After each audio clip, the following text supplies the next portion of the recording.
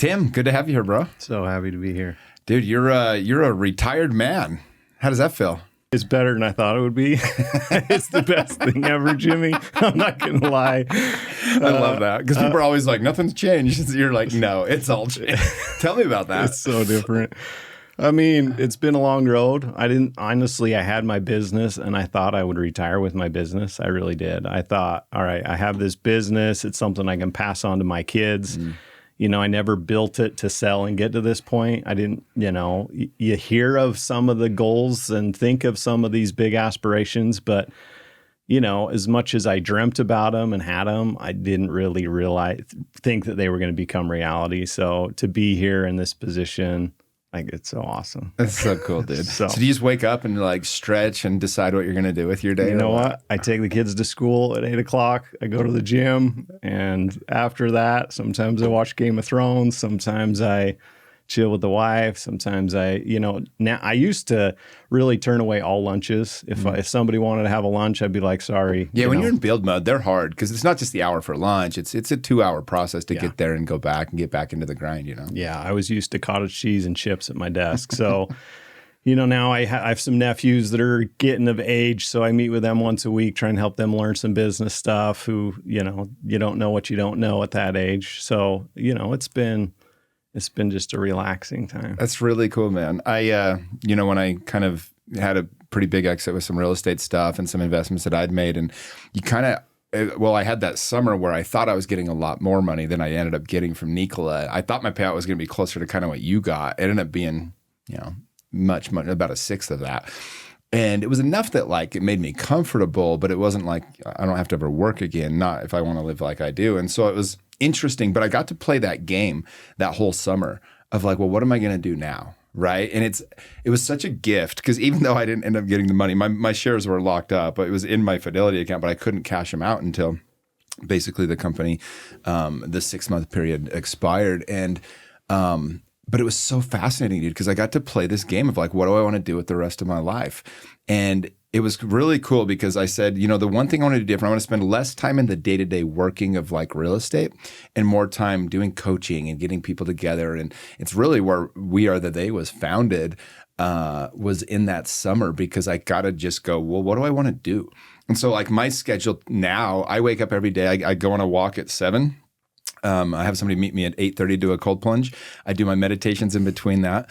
And then I usually study for, about 30 to 45 minutes every morning, either for the calls that we're doing or just whatever topic I want to be interested in. And I do other stuff that's just embodiment work and things like that. About 10 o'clock, I start my day now. Day like today, we podcast a little bit earlier. And then I kind of get into my day for a few hours, and then I just have these random things I'm doing, and I go work out midday almost every day. In the middle of the day, I'll go hit the gym, and it's kind of like a mini retirement, but it's just a really beautiful way to. I used to force everything. I used to just hammer, and if I wasn't on the phones from 8 to 11, I felt guilty. Literally had a level of guilt if I wasn't working till 8 p.m. every night. And I don't know. It's there is levels. I think your 20s, it's important to do that. I'd love to hear kind of how you built your company. I'm sure you had those long, long days for a long time. And but it's nice to just get on the other side of it and just go, wait, what do I really want to do all day?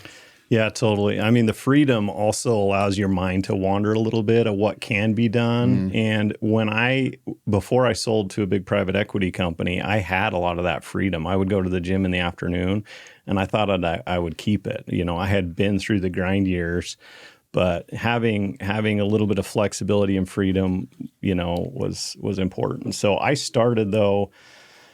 Back in 2009, we had a bunch of energy rebates. You remember that?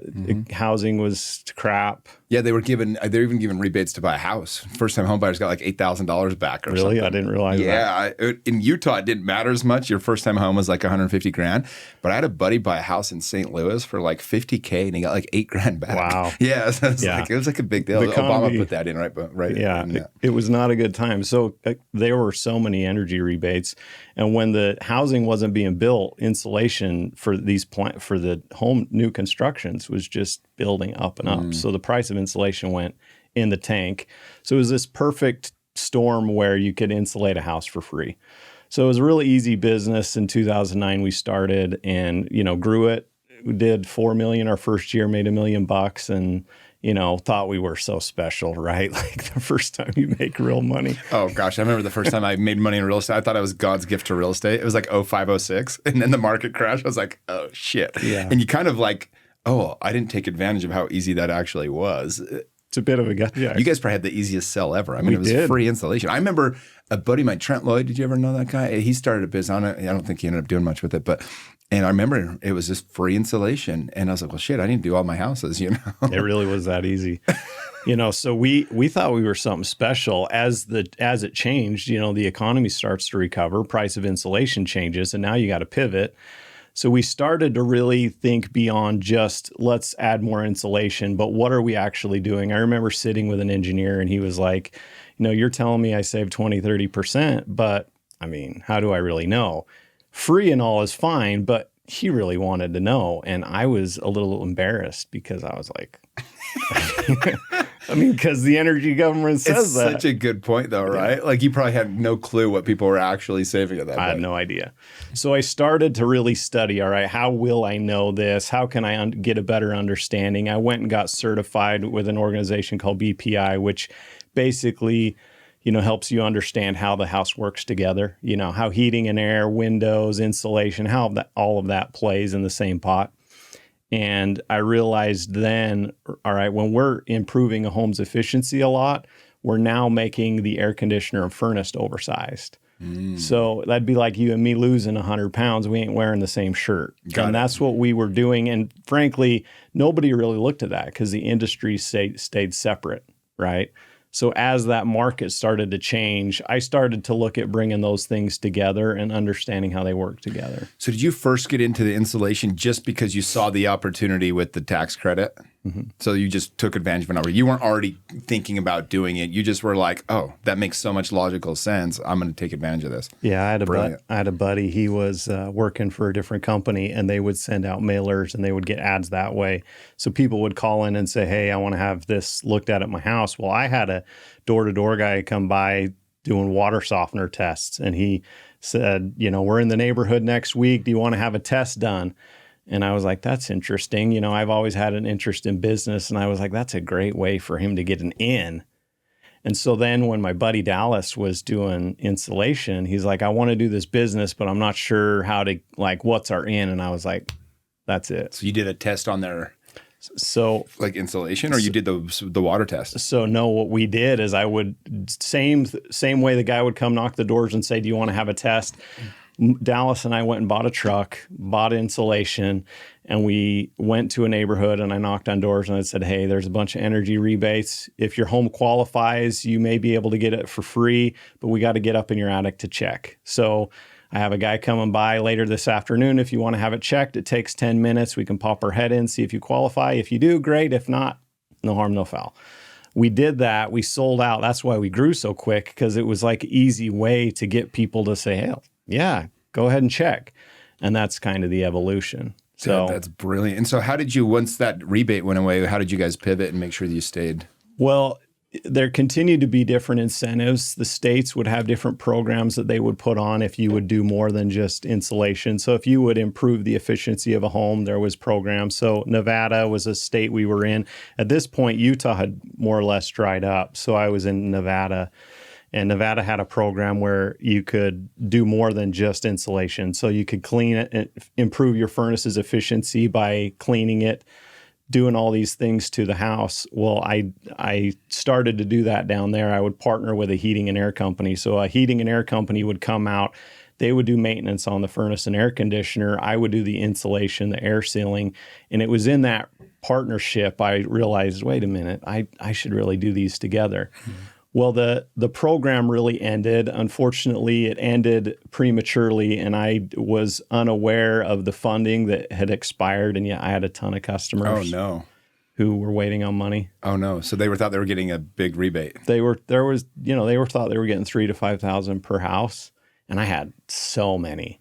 So like how many are we talking? Oh, the equivalent of $300,000 or $400,000 in rebates. So what'd you do?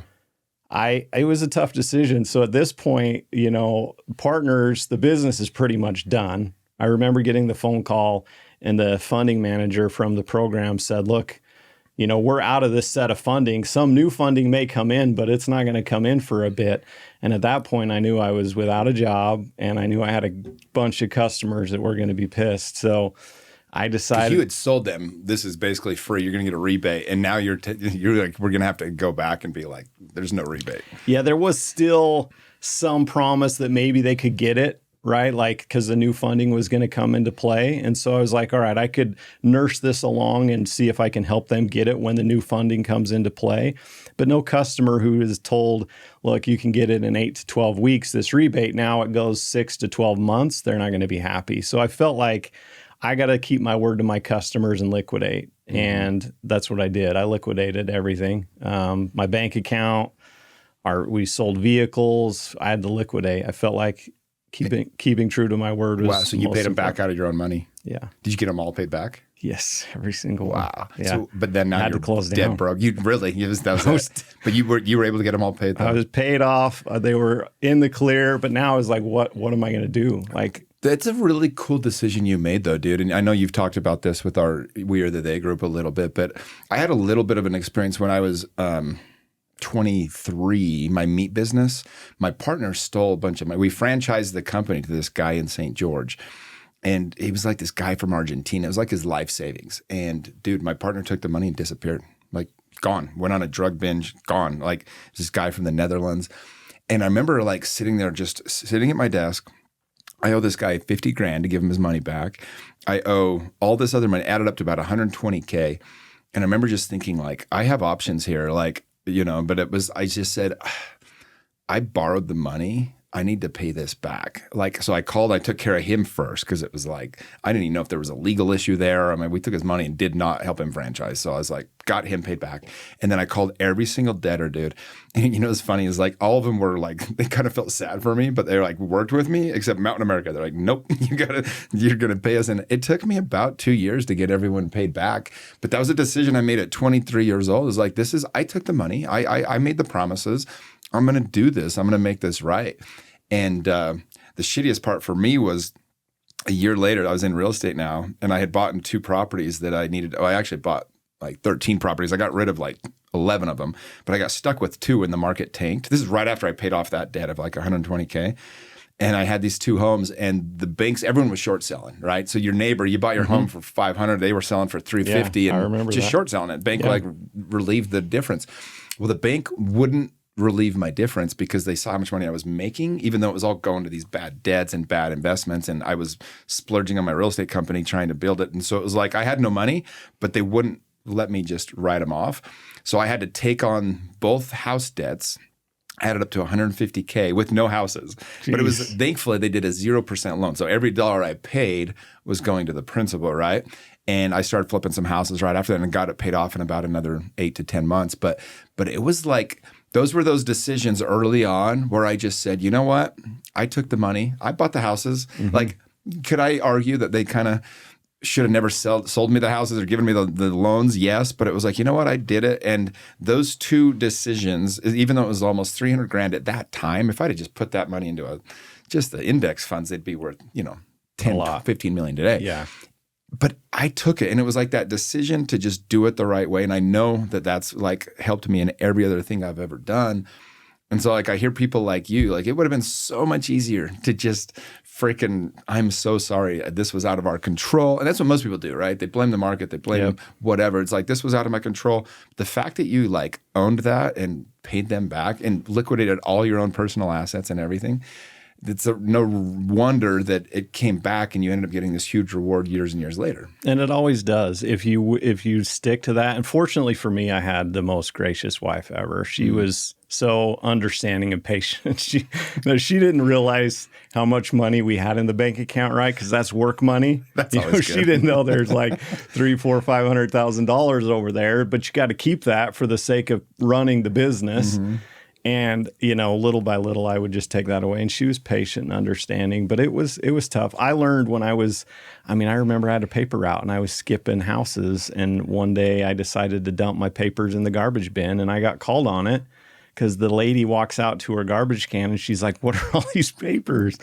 And they called us, I don't remember who it was. They called the paper company, and I get a call from my dad saying, you need to come home. And there's my boss and my dad. And I'm like, oh shit. And it was that moment. I'm like, I do not like this feeling. I do not want to do that. So, it's tough in those moments, but you're right. You the same as you build it back up, you grind and you make it happen. And that's ultimately what I did. But now here I was, my partners had left, one moved to Florida. My brother started going back to school, but now it was done. Right. Mm-hmm. And I was at zero. And so we went and bought a house in Idaho. Fortunately, this was 2011. So the economy was, you still were getting decent home prices. The bottom of the market was December 2011. Was it? Yeah. Okay. So you bought it at a good time. I was very blessed, right? Yeah. You do the right thing, you get blessed. So I think we bought that home right around Thanksgiving. Wow. You literally couldn't have timed it probably to the week better. Yeah. Yeah. So, and I knew, all right, I have my business. They're going to look at my tax returns. And technically, I still had my business. So I got a loan. I got the house. And from there, I was like, all right, now what am I going to do? And I knew that Utah was the new program where you could air seal, which is, in the attic, there's a lot of air leakage that comes up through the electrical, through the lights, through the just all sorts of stuff. And Utah was introducing a program. They had recognized you shouldn't just insulate, you should also air seal. So they announced this sometime in 2011. And I'm like, all right, I have 10,000 customers I insulated in Utah. I can go back to those customers. I can introduce heating and air at the same time. And now I can do a full service business. So that was my plan. So now I'm like, on the look, I need to find a heating and air company who will partner with me. So I start calling around, just cold calling and trying to get owners to sit down with me, sat down with multiple owners saying, here's what I do. You want to partner up? I'll just be on the insulation side, but I want to introduce this service to the customers, from a heating and air perspective. And so finally, I got a guy who had just had a house that, he couldn't solve their problem. And the customer was upset because he had made a bunch of improvements to try and fix this guy's house. He couldn't get below 80 degrees. And he brings me in and I look at it and we fix the problem very easily without spending a bunch of money. And that was basically the start of me now getting into heating and air. So I built the insulation side, where we were just going back doing air sealing. At this point, I had started to learn solar because, again, remember in Vegas, it was like a whole package. And so I did solar. I had a really good guy who started teaching me that. And we started to just transition. So it was a slow growth. Well, and that's what I tell everybody. It's like business, with a successful business is probably just really boring for 10 years. It's just grinding, being consistent, doing the thing, taking some risk to grow and to bring in other people to help. And I think you acquired a few businesses along the way as well, right? And that's really what success looks like. And we live in this world now where, it's one of the reasons I wanted you to come tell your story, because it's so not sexy. You didn't take some big chance and it paid off. You didn't get, like something crazy happened. You just grinded and built and did it right. So when you sold the company, you ended up selling it. Or do you say the number, or like what was the final? $55 million. Wow, so cool, dude. Yeah. So it initially, I was approached multiple times. My partner and I had an agreement when we made $1 million of profit. So this is fast forward. Let me back up a little. Yeah. I'm doing insulation, right? My partner is doing the heating and air, and we were a small company. We were less than 10 people. $1 million in revenue, but he recognized the needs. So now I start building up the insulation and I'm starting to work with him a little bit. But at this time, two of my mentors were kind of in a transition, Ryan and Jeff Lee, and they were at Amp Alarm. And I said, hey, look, let's do a solar company. And so the three of us started Blue Raven Solar. So now I had Blue Raven Solar and I had this insulation / heating and air gig.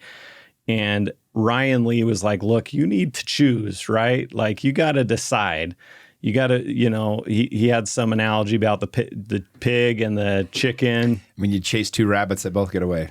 right? Yeah. So I was like, do I do 80, 90 hours of Blue Raven and build that up? Or do I do this other side? And my partner agreed on the heating and air side. He said, look, if you'll stay with heating and air, I'll let you buy my wife out for $175,000. I'll owner finance it. So I can, I didn't have to come up with a bunch of money. At this point. So at that point, you would own how much of the company? 50%. Okay, got it. But at the first 2 years of doing this, I literally worked for free. Like we dumped everything back into the business. Wow. I slept on my buddy's couch. I had lived off this tiniest amount I could. My wife was in Idaho. I was down here in Utah sleeping on my buddy's couch. I took loans against vehicles to live. And I had credit card debt. And fortunately, I was able to sell that house, right? Because I bought at the low and I cleared my debt. And that's really how I, kept myself afloat. And then, so when you bought him out 50-50, so did you guys end up staying 50-50 partners the whole time? So him and I said, look, once we get to $1 million of net profit and our debt is gone, we have no debt and $1 million, he said, I'll walk away for $2 million. So, him and I had that plan. We had worked towards that plan. I had moved on from Blue Raven. At the first year, we didn't do anything at Blue Raven. Their success came after I was gone. I'm not, responsible for the greatness they became. Yeah. But we hit our $1 million. I paid him out, and we continued to grow. And it's crazy how fast you can grow once you got some momentum. And wow. So success looks like a hockey stick, right? It's like nothing's happened, and then it just takes off. I mean, that's almost every story you hear. So then, so you owned 100% of the company at that point? So I owned 100%. I broke off a second company. A few years in, we started a second company called Oyler. I have 4 boys. My brother has a bunch of boys, and my brother was our general manager. And we were like, look, he can go run a business himself. And we were really catering to the customers who wanted to really have quality work done. If you have in the heating and air business, you got somebody who's selling a house, they don't care. Yeah, no. They want Flipping the a house, cheapest price possible. Yeah. So we would get a lot of those, but we would never, we would get the option to bid on them, but we'd never win them. So we started a second company, leveraged our overhead at my first company, build a different more or less pay scale so we could compete in that market. So now we were servicing both ends of the market, and we built that other company up. So I owned part of that with him and another partner, and then I had the other company. And with the main company, I would acquire other companies that would complement mine, and that's the beauty of business. When you're small, you're only worth 2, 3, 4 times your multiple on your profit. But fortunately, I was able to buy some of these companies. Like I bought Captain Electric for $500,000. I think they made a couple $100,000. And the minute I owned it, it was now worth a multiple of 13. Wow, just because it was part of that conglomerate now. Yeah. Well, you hear Cody Sanchez, some of these other influencers talk about this, where they talk about these businesses where, these people, they're done working, but they can't really sell it. There's no one to take it over. And so they don't get that much money for it. Captain Electric was like a great company, but that's about all the market would bear is $500,000, because they know damn well that those people running it are probably a good portion of why company has any value. So if you acquire enough of them, and then you just plug them into your system. Yeah, unfortunately, a lot of those small companies, when you're $1 million and under, or $1.5 million and under, you're typically got 10 employees or so. You haven't really figured out how to scale it of size and how to go the next level. And the reason they probably struggle is they have a hard time having the tough conversations. Like the employees will come in and say, I want to get paid more. And, there's this battle that they got to play. Well, if you keep saying yes to every employee who wants a pay raise, and you want to have a good margin, what happens is you price yourself so high in the market. Now you're not in good faith with your customer base because you're too high. So you have to strike that healthy balance. And I find that a lot of those small business owners just have a hard time having that tough conversation. Like, yes, I would love to pay you that, but I got to be a healthy company. And if I can't, dude, I can appreciate that. I did that a little bit with We Are the They for the first couple of years. Everyone was making money but me, if I'm being honest. I was spending way too much money on the speakers, on the employees, on everybody that I was bringing in for anything. And I finally just looked at everything. I said, I need to dial this in because I'm going to burn out if I'm not making enough to make this worth my time. And I just had to get pretty ruthless. Like, a speaker would say, for example, like, how much to have you come do this exercise with us? And they'd say 1,500 or so. And I'd say, okay. And then I'd get the contract. They'd be like, actually, it's 25. And originally you're like, all right, whatever. And then I was like, wait, no, we said 15. And then it's like they have all these other stipends, right? And there's like my flights. And so I'm like, well, we don't pay for that. We don't, I can pay you, normal ticket. I'm not buying you business class. It's like, sorry, we don't pay you a food stipend. We have food at the event. It's like you just start getting more dialed in on everything because you do realize, like, at first you're just kind of like, okay, there's, it's whatever. Like, I want them to be happy. But you're right. It's like, you have to be a little bit ruthless in business or else you end up. I actually took a test at Keller Williams one time when I wanted to be one of the franchise owners. And I didn't qualify. And I was kind of pissed. I'm like, I'm the top agent in the county. What the hell? I didn't qualify. And it was because they give you this test and you have to have that ruthlessness where you can just freaking axe whatever you need to. If you have the employee that's not working, you have to be able to be like, see ya. And I'm horrible at that. It's like, that's the hardest thing for me. And so I can appreciate that small business owner, but it's something I've gotten better at only because I've been burned so many times by not making that decision. And, they say it's like, date for a long time, but divorce quickly. It's like, take a long time to hire somebody, but you got to fire quick when you know that person, or just be able to say no when you know that it's in the best, for the company. Totally. Well, and having that, I was a kid who was raised with very open parents. I had the best parents, honestly, and they were so open with me. Like when my dad, I remember talking to my dad and having conversations about when he made six figures, and he was very open and honest about stuff. And I took that to the way I ran the business. And the best thing I did from my perspective is I established a healthy culture. I told my employees, they knew what our financials were. They knew how much profit we had. And there's a certain amount of profit. If you want to keep that business alive, it has to deliver a profit. It has to. Otherwise, it doesn't exist. And if they want to continue to have their job, which they do, we got to be profitable. So I was able to strike that balance. And initially, that was tough. I went to a conference and they, I wanted to know, what are the benchmarks? Like, how much should I be paying my installers? How much should I be paying my sales team? Because I was new to the industry. I didn't know. And they said, you should pay your sales team about 7%. And I'm like, shit.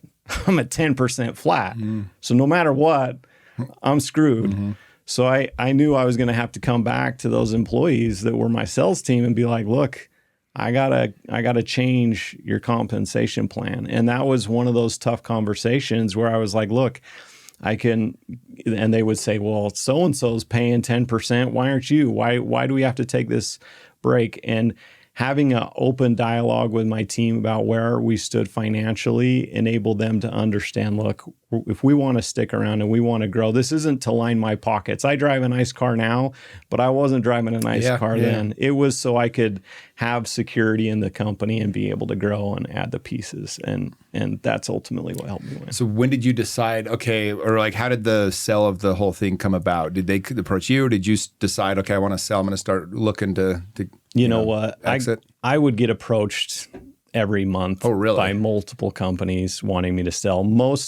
Pretty much all the companies in Utah had sold out. So I was like the last large company that hadn't sold out. And I was determined I was not going to do it. Did they all sell to VCs? Pretty much. Yeah. Okay. Yeah, they did, to private equity. Yeah.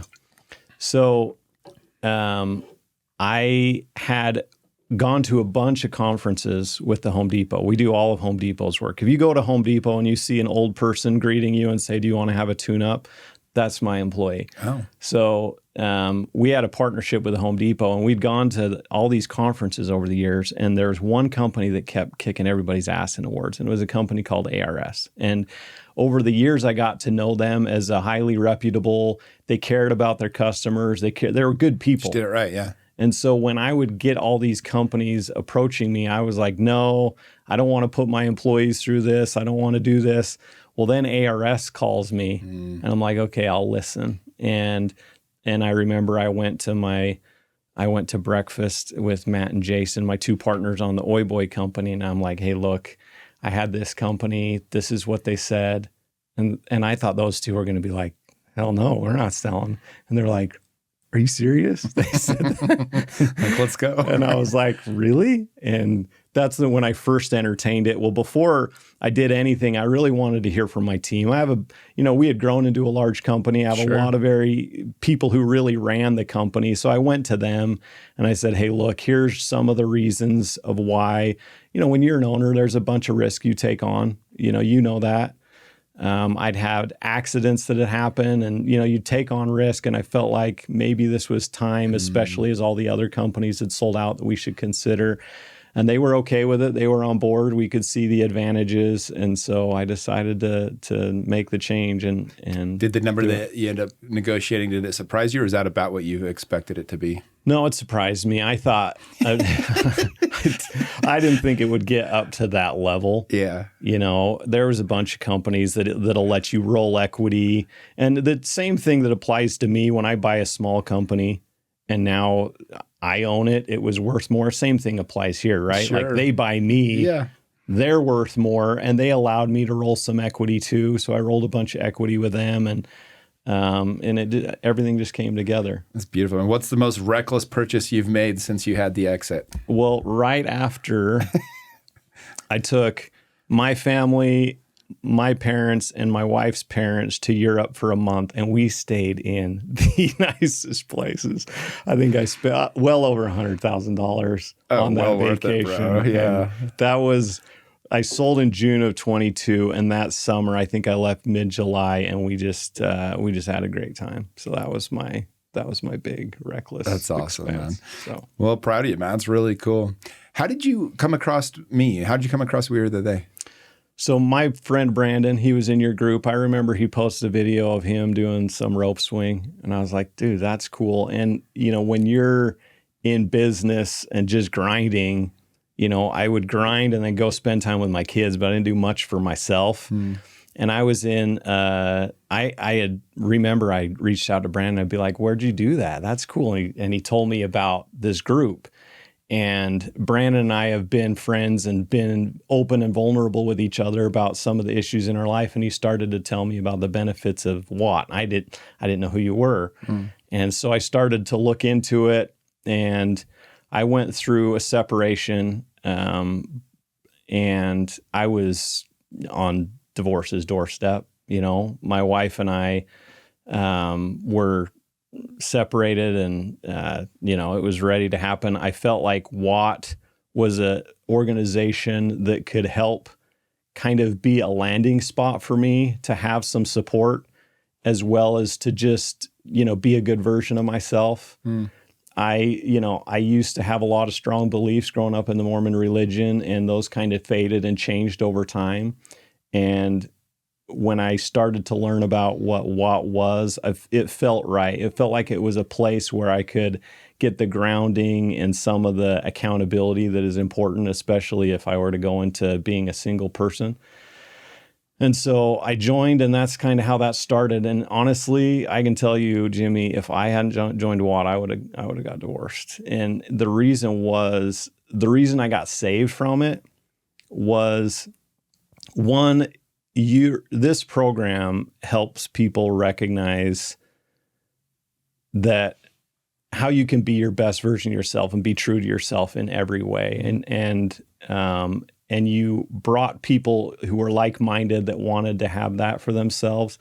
And I remember I had Corbin and Dallin, and we have a weekly call, and I was talking to them about kind of what I'm going through. And those two really helped me recognize, look, I have a phenomenal thing in my relationship with my wife, despite the fact there's some religious differences, don't give any of that up. And you talk a lot about vulnerability. That's like what do you call it? Your superpower?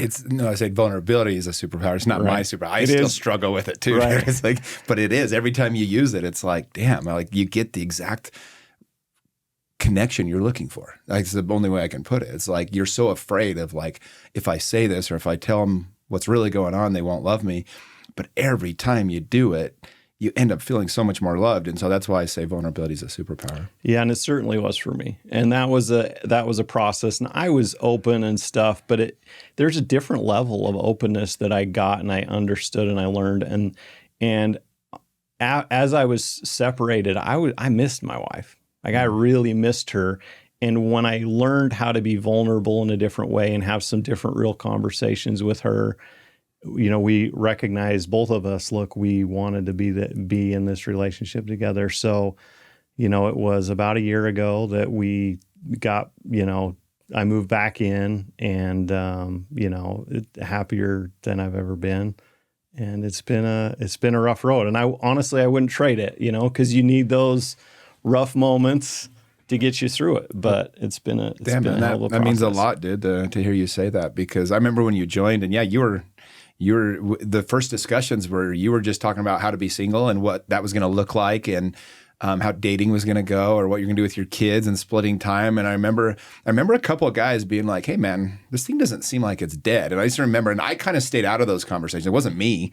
I wasn't the one, because I didn't have the expertise in those situations. I've never been married, but I do remember some of the guys, and that's the power of the group, is like, I just remember sitting back and listening and watching, and then it just, like, little by little, it was like, yeah, Tim's back with his wife, and it's been cool, man. It's been really special to sit here and watch it. I think Nick Howland and Mike McHenry, some of those guys have been through some tough times in their life. And I remember, we were sitting on the sand, and Powell and Nick Howland's in That's what I remember on the sand. We're in our little group, and, Nick, with the way that just Nick can, he can kind of spark something in you. And that was really the beginning of it. And then Dallin and Corbin kind of took it from there. That's amazing, man. Well, those mini masterminds, it's when I was putting We Are the They together, I'd been to all these other masterminds, and the one, I'd pull this thing from this conference I went to, or this thing from this seminar, this thing from this mini mastermind. And I had joined a pretty expensive just mastermind one time, and most of it was fine. It was just kind of fluff or whatever else. But we did these little mini masterminds. It was like 8 dudes sitting in a circle, and each guy takes 12 minutes, 10 minutes, 15 minutes, whatever it is, and shares something that's real going on. And when you start to see the type of, and you read about it in Think and Grow Rich, where they talk about this, I mean, all of the most brilliant humans alive have had these masterminds, but in real life, it's like so weird to do it, right? So the opportunity to do that in this setting, every time I've done one, I walk away, I'm just like, wow, like, it changes everything. And especially when you get in those settings like Lake Powell, some of those settings where I remember, Kurt Antonino, him just having a huge breakthrough on that same beach, just bawling about, being vulnerable with his son, and it changed his whole relationship. And, they just went skydiving last week. It's so cool. These are the things. And so, like, it's one of the things that anybody that joins, whether it's leadership or tribe with We Are the They get to be a part of these mini masterminds. And so it's really cool that was so empowering. I mean, change your life. And that means so much to me, because it's like, damn, like, okay, it was worth it for me to go to all those things and figure these things out. And, I actually went and I was getting some body work done the other day from Robbie Rafeko, and he told me the same thing. It was in his mini mastermind that somebody told him something, changed his whole life. And so I had never done those, Nobody does. Like, we know they're powerful, but just we're weird as humans. We were like, let's go get something to eat. But very rarely do we sit there and go, I have a problem, don't know how to solve it. Here's what's going on, And I've had guys in those mini masterminds share everything from like, hey, me and my wife haven't had sex in 2 years. And the guys start talking. Or there was a guy one time that looked like his whole life was put together, and he said, I'm actually broke. I don't know what to do about it. And it's like, oh, damn. And like, you just start getting a little vulnerable, and guys just open up, and there's a sacredness to it. And it's powerful. Yeah, definitely powerful. Yeah. So, dude, that's really cool, man. I appreciate you sharing that. And what's next, dude? What are you going to do? At some point I will start back up by some businesses again. Heating and air is a beautiful business because it can take people who want to get into business, give them a path. I think most about my sons now, right? My oldest is 16. I got a 14, a 12, and a 10. And now my mind is entirely focused on, all right, how do I help them? How can I, create little business people out of them? And so we have a lot of discussions about when they're going to jump into this world. And I think I'll do it with heating and air. The reason I like heating and air, you have to learn how to give tough conversations to people. Like, you got to go. Such a good skill, dude. You got to go up to someone and say, I know I'm just here on a $49 tune-up, but this part is bad and this is bad. And it's real. It's not. Of course. It's not there's a reason your AC's not working. Right. There's a reason your house isn't heating People up. are bad at changing their filters and they don't get tune-ups, right? So, and we always want to is this person just trying to sell me? But the truth is there's a reason your house isn't cooling down. Yeah. So it forces you to have tough conversations. So I think I'll have my kids, go learn how to do sales as well as go learn how to work with their hands and have tough conversations with people. Dude, that's cool, man. I thought of a funny experience. When I was in college, I had this brilliant idea. So I would throw a lot of theme parties, right? And I had this plan. I had a condo. I'd bought the condo, so it was mine. And it had a walkout. And I had this little backyard. And so I put a bunch of tiki torches back there and made it like a luau. And then I brought in 2 truckloads full of sand from Utah Lake and put it in my condo. I covered my entire condo with a foot of sand. Okay. Wow. So I put sheets down first so that I wouldn't ruin the carpet. But I had a foot of sand. So you walk into this party and it's literally, and then I had a big screen TV. I put one of those screensavers on that's like the beach. Oh my God. This was the best party ever. And it was in Provo. And but the part that I didn't plan on was after the party. I told my friends, I'm like, I'll throw the party. Y'all are helping me get the sand. We got it from Utah Lake. And you're all helping me clean this thing up after. But dude, a bunch of sand got in the heating and air conditioning unit and it broke it. So I had to pay like $2,500, and I did not have the money for it at the time. I was a college kid, but I had to pay like $2,500 to fix the HVAC. Dude, you throw parties like nobody else then. Dude, Jeez. I started early, man. I've probably thrown 200 parties and events in my life, and I just love it, man. It's a fun way to get people together. Heating and air is like us. If you don't take care of the maintenance, you don't do that stuff, it's going to break down. It's true. And so we'll buy some businesses with my sons when they're older. We'll grow that again. Fortunately, you can buy them for a 2, 3, 4 multiple. And, now I have a lot of people who want to be business owners, and someday they'll, probably partner with me. Well, you have the expertise, you have the capital, you know exactly how to do it. You probably have the end buyer. They'd probably love to work with you again. Mm-hmm. I mean, there's no reason not to do it again. Yeah.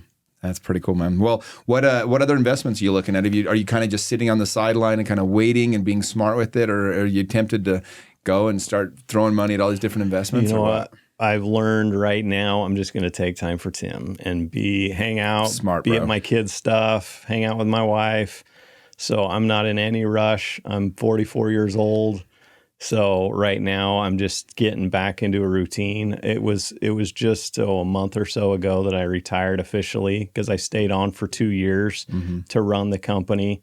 And then, now there's a new GM in place and she's doing a hell of a job and the team is still there. So now I'm just taking time for Tim.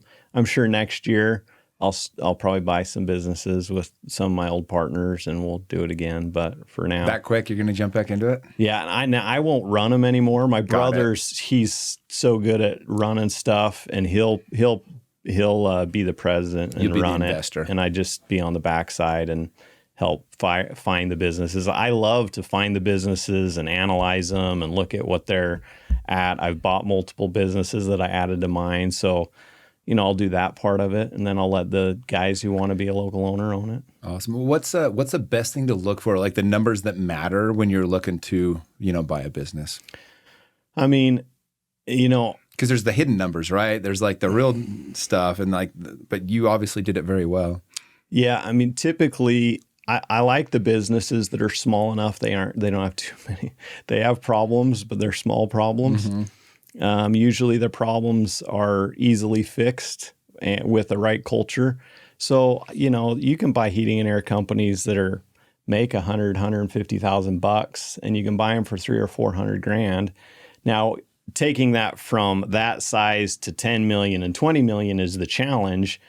But you almost, I was telling my nephews, I'm like, you almost want to find a business that has some problems. Mm-hmm. I don't mind having problems. Like if it's got all of its stuff together, it's got great Google rating and it's got all this stuff, like, there's not as much to fix. So I always tell people we get paid on our ability to fix problems. Yes. So be grateful for problems. And get really good at skills that can solve problems. That's really totally it, right? Yeah. So, those small businesses, then you can go in, you can start building up from the ground up with setting the right tone and culture, hiring the right people, getting customers to trust you and delivering a value to them. And, we're a little different because I come from an energy performance standpoint, not just a heating and air standpoint. We look at homes different. Most heating and air guys go try and solve problems by looking at heating and air. We look at it different because we went and did a bunch of, study and learning how you got to impact the house in the right way. So, Awesome, man. Well, I appreciate you, man. It's been awesome to have you as part of the group and just to get to know you over these last couple of years, man. Likewise, you've made me a happy man in a lot of ways, and I'm glad to have met you. I didn't know anything about you, but your integrity has meant so much to me, and this program has helped me stay in integrity, and I love that about you. Appreciate you, man. Thank you.